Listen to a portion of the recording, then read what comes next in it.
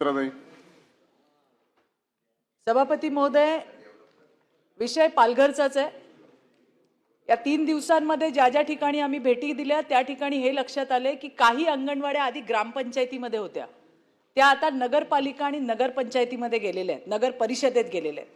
आणि त्या अंगणवाड्या अजून सभापती महोदय हस्तांतरित झालेल्या नाही आहे. तर त्याची प्रक्रिया जी आहे ती लवकरात लवकर होणं अतिशय गरजेचं आहे. साधारण जिल्ह्यामध्ये 130 अंगणवाड्या दिसल्या, ज्याच्यामध्ये 58 या स्वतःच्या मालकीच्या म्हणजे ICDSच्या आहेत, 9 खाजगी भाडेतत्वावर आहे आणि 25 या नादुरुस्त आहेत, कुणाच्या तरी ओटावर अंगणावर अशा ठिकाणी त्या तिथं भरवल्या जातात, ज्याची त्या ठिकाणी अत्यंत गरज सुद्धा आहे. याच्याच लागून आणखीन 2 प्रश्न आहेत माझे. सभापती महोदय, FRS फेस रिकॉग्निशन सिस्टीम ही दर महिन्याला घेतली जाते, THR मात्र 2 महिन्यातून एकदा दिला जातो. THR मध्ये काय आहे? तुरडाळ आणि तांदूळ मिक्स, पण त्याला तेल लावलेलं आहे. या बातम्या ऐकीव सांगीव नाहीत, मी स्वतः जाऊन त्याचा वास घेतलाय. आधी तेल लावून पॅकिंग होते, त्याच्यामुळे इतका खौट वास त्याला येतो की तो THR खाल्ला जात नाही. सभापती महोदय, ही तिथली वस्तुस्थिती आहे. प्रोटीनची पावडर दिली जाते, त्या प्रोटीनच्या पावडरला जर तुम्ही उघडून बघितलं तर त्या प्रोटीनच्या पावडरच्या पॅकेटच्या गुठळ्या झालेल्या आहेत. आपण ज्या पोषणासाठी या वस्तू देतो त्याचा त्या ठिकाणी उपयोग झालेला दिसत नाहीये. आज 3 ते 6 वर्ष वयोगटातील मुलांना कच्चा काही आहार दिला जातो, लापशी आणि खिचडी. लापशी 48 ग्रॅम, खिचडी 87 ग्रॅम. कच्चा आहार हा सरकारकडनं पुरवला जातो. सभापती महोदय, खिचडीमध्ये टाकायला जे वाटाणे दिले जातात ते वाटाणे भिजत नाहीत. ही तिथली वस्तुस्थिती आहे.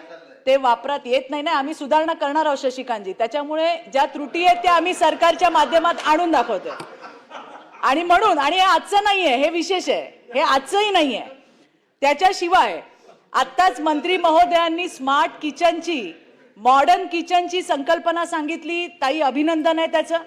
ज्या ठिकाणी आपल्या म्हणजे ICDSच्या अंगणवाड्या आहेत त्या ठिकाणी तर तुम्ही करालच, पण ज्या ठिकाणी नाही आहेत, आज 2016 साली साहेब सभापती महोदय शेगड्या दिल्या गेल्या होत्या, त्या शेगड्या तिकडे फुटलेल्या आहेत. प्रश्न विचारा. हा, तर मला तेच म्हणायचं आहे की याच्यामध्ये THRचा जो आहार आहे, जो वास घेतल्यावरती खौट वास येतो, तेल लावून दिलं जातं त्याला, प्रोटीनच्या पावडरमध्ये गुठळ्या आढळतात, जे कच्चा आहार दिला जातो ते वाटाणे भिजत नाहीत.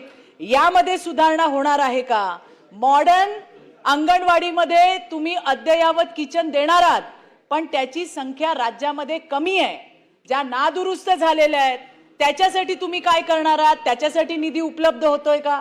ज्या भाडेतत्वावर, कारण तिथेही राज्यातली मुलं येत आहेत आणि मग त्यांनाही चांगला आहार देणं ही आपली जबाबदारी आहे. तर यासाठी शासनाचं धोरण काय आहे? धन्यवाद सभापती महोदय. बांधकामासाठी त्यांनी प्रायोरिटी द्यावी. THRच्या संदर्भामध्ये ज्या सूचना आपण दोघांनी उपस्थित केल्या, म्हणजे आणखीन 2 सदस्यांनी सुद्धा, मला वाटतं राठोडजींनी सुद्धा, सन्मान्य सदस्य महोदयांनी उपस्थित केल्या, चित्राताईंनी सुद्धा केल्या. THR मध्ये बदल करण्याच्या दृष्टिकोनातून आम्ही केंद्र शासनाला विनंती केलेली आहे आणि त्यानुसार त्याच्यामध्ये बदल होऊन यावर्षी जसं तिथनं फीडबॅक आलेला आहे किंवा लोकप्रतिनिधींचा फीडबॅक आलेला आहे त्यानुसार त्या सूचनांचं पालन करून त्याच्यामध्ये नवीन नियम आणि निकष देऊन तो आहार त्या ठिकाणी उपलब्ध करून दिला जाईल. मॉडर्न किचनसाठी सुद्धा आम्ही साधारणपणे 3% मधून प्रत्येक जिल्ह्यामध्ये जो उपलब्ध असतो त्याच्यातून आम्ही तो निधी उपलब्ध करून देण्याचा आमचा प्रयत्न राहील.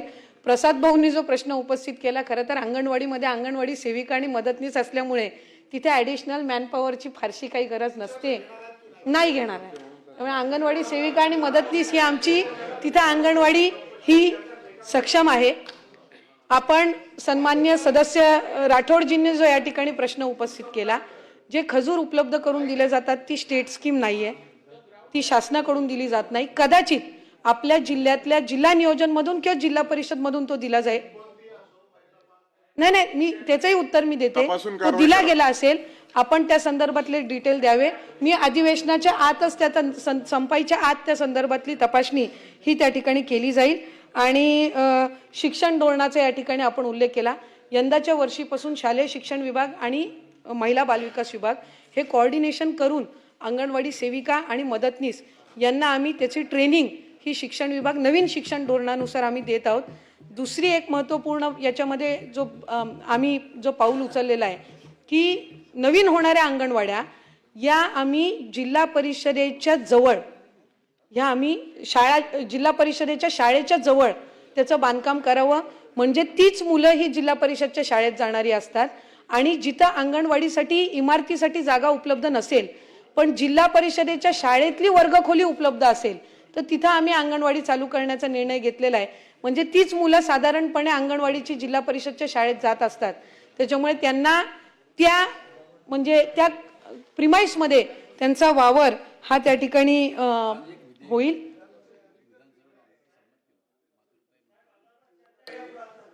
त्याच्यामध्ये नर्सरी KG2 असा आणि त्यानंतर पहिली आणि दुसरी असा 5 वर्षाचा फाउंडेशन कोर्स जो आहे ना तो नर्सरीचा भाग आहे, तो तुमचा भाग आहे. आता बालवाडीमध्ये साधारणपणे अंगणवाडीचं वयोगट हे 0 ते 6 आहे.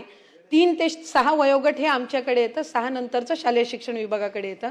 म्हणून ह्या एड्युकेशन पॉलिसीच्या संदर्भामध्ये त्यांच्यासोबत समन्वय साधून अभ्यासक्रम सुद्धा यंदाच्या वर्षीपासून त्या पद्धतीनं राबवण्यात येणार आहे. आणि त्याच्यानंतर आमच्या अमोल मेटकरीजींनी जो प्रश्न उपस्थित केलेला आहे, खरं तर या सगळ्या संदर्भातला म्हणजे आपण THR आणि इतर काही या आणि स्मार्टच्या संदर्भातला आपण रिव्ह्यू घेऊन सर्वे घेऊन काही करण्यात येईल का, तर त्याचं उत्तर आधी सुद्धा मी दिलेलं आहे की सर्वे करून त्याच्यामध्ये काय सुधारणा करायच्या असतील तर त्या पद्धतीनं त्या सर्वे रिपोर्टनुसार करण्यात येतील. प्रश्न क्रमांक 4 7704 खडसे. प्रश्न क्रमांक 7704